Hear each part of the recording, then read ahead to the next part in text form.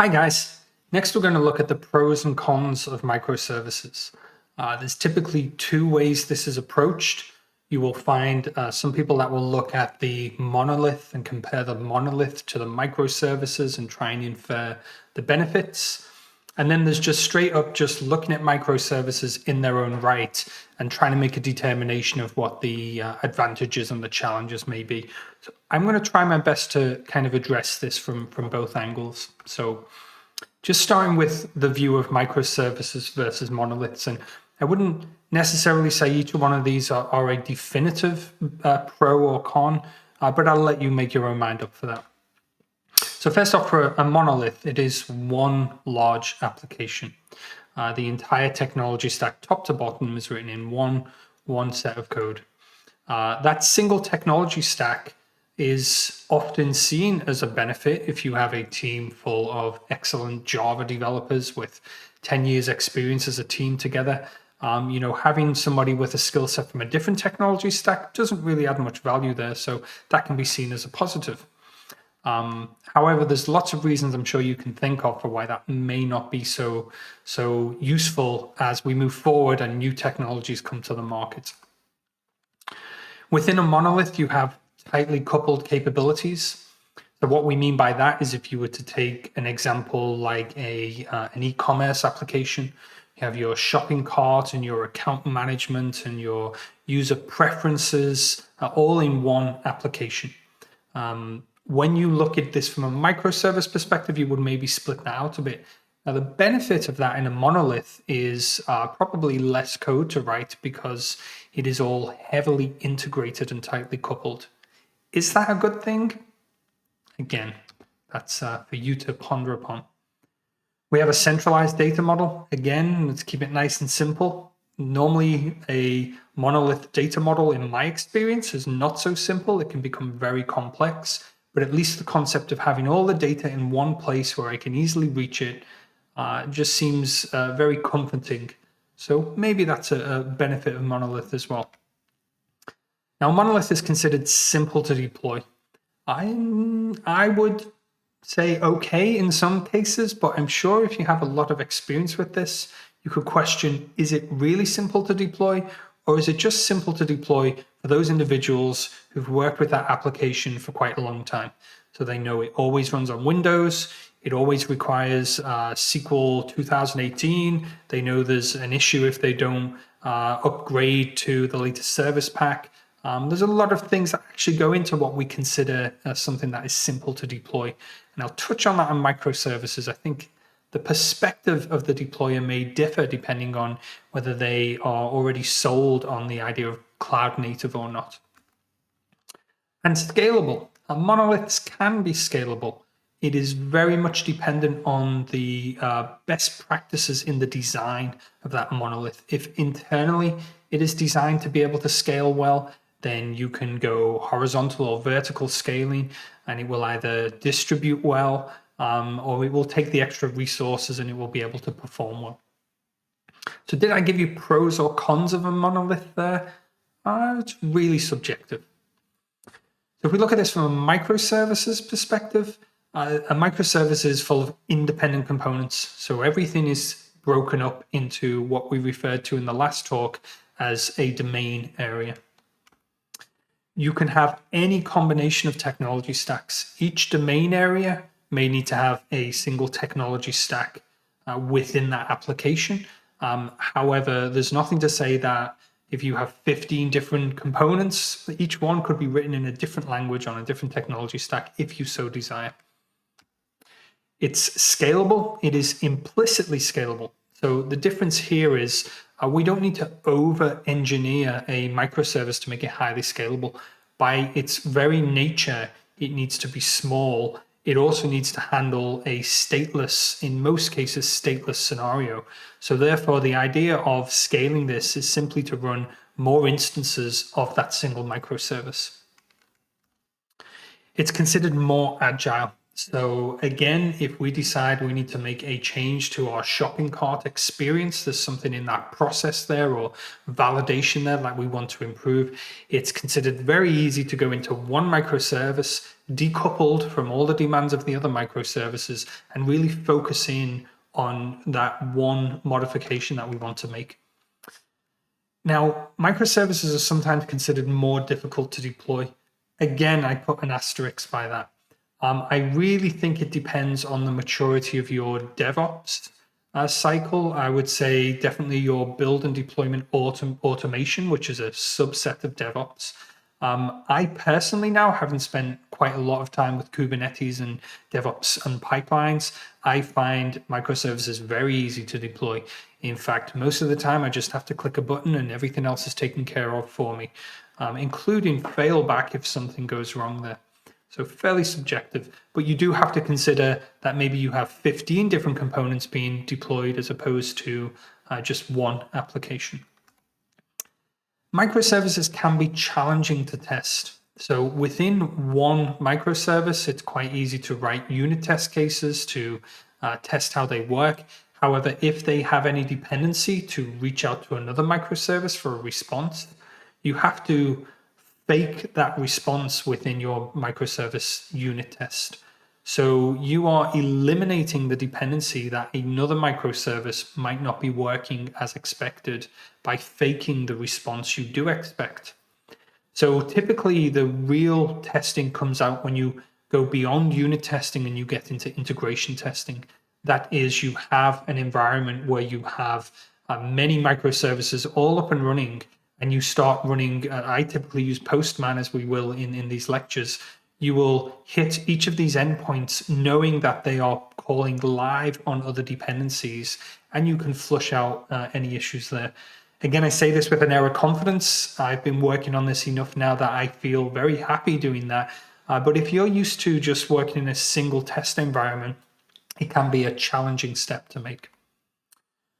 So that was it from a microservices versus a monolithic perspective. A lot to debate there. Again, I see this now as pros towards microservices. I will struggle to look back towards a monolithic approach to applications. However, until you make that jump and you find that level of comfort, you may feel an air of resistance there. So let's just look at microservices in their own right. Let's take out for a moment this constant comparison to monoliths, and I will try my best not to make each one of these a comparison to it. So with microservices, you have improved fault isolation.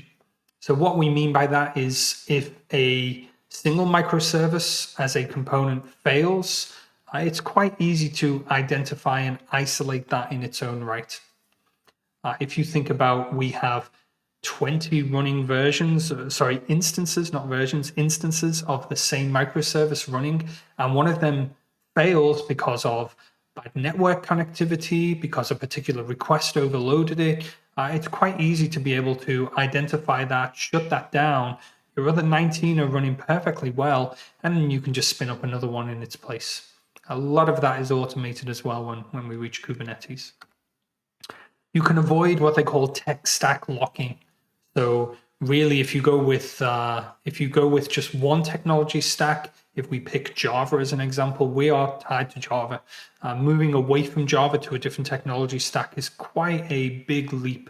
In microservices, because each microservice can be developed language independent, it's quite easy for us to spread our bets there. Even if every single one of your microservices was written in one technology stack, one language, if you wanted to migrate away from that, you could do that one microservice at a time. There's no need to completely rewrite all of the microservices in one go. You can also reduce your business complexity. So each component deals with its own domain expertise. You do not need to worry about when you're changing something within that domain. You do not need to worry about all the dependencies that may fall upon that. Each API is a contract. And as we spoke about in our earlier lecture, there's a lot of detail we deal with in our domain that nobody outside of our domain ever cares about. So therefore, our ability to look at a simplified view of what would typically be fairly complex inner workings and make changes to them with little risk to downstream effects is quite a powerful thing. We can have small deployments. So again, we have 20 microservices. We have a new update version that we want to roll out. We've maybe fixed a bug or a performance issue. We can start to roll that out one at a time. We could just put it into one microservice, and then we could replace the second and the third and the fourth. There's a number of different deployment techniques that allow you to roll back very easily. There's a rolling deployment where you do indeed that one at a time. There is a canary type approach where maybe you spin up 3 new versions of this microservice. You redirect a certain level of traffic to that, and you can almost smoke test that in a live environment to make sure it holds up. So a lot of flexibility with how you deploy there. But the important thing is you can deploy just one microservice at a time. It doesn't need to be the entire application. And we did speak about this when we compared with Monolith, but it holds true. They are natively, implicitly, highly scalable. So just looking at some of the cons, they can be more resource intensive. I think this is subjective, again, especially when you move to a cloud computing platform. You have this concept of lots of small individual applications that really overall shouldn't make a great difference in comparison to, I'm making a comparison now to a monolith, but certainly you do want to consider that 15 small running applications versus one. You want to make sure that that trade-off is at least somewhere equal. There is often perceived challenges in how microservices communicate with each other.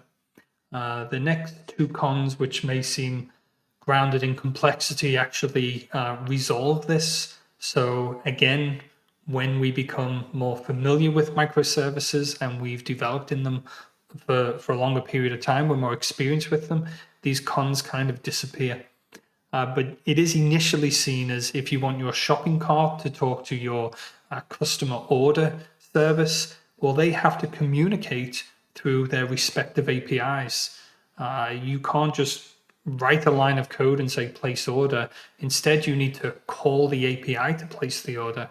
And there can be additional challenges in working with that over a period of time. And this is where the next point comes in. Multi-version management is required. So what we mean by that is each API needs to have a certain level of backwards compatibility. So if I create my shopping cart API, my microservice with its API, and other applications start using that, for me to go and suddenly change that API and deploy it, I do still stand the chance of bringing down all the microservices that may depend on it. And that kind of defeats the purpose of this separation of concern.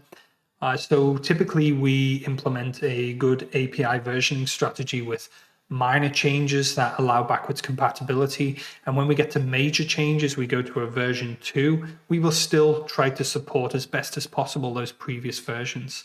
It's taking typically where you have one large application and you expose the API to other integration partners.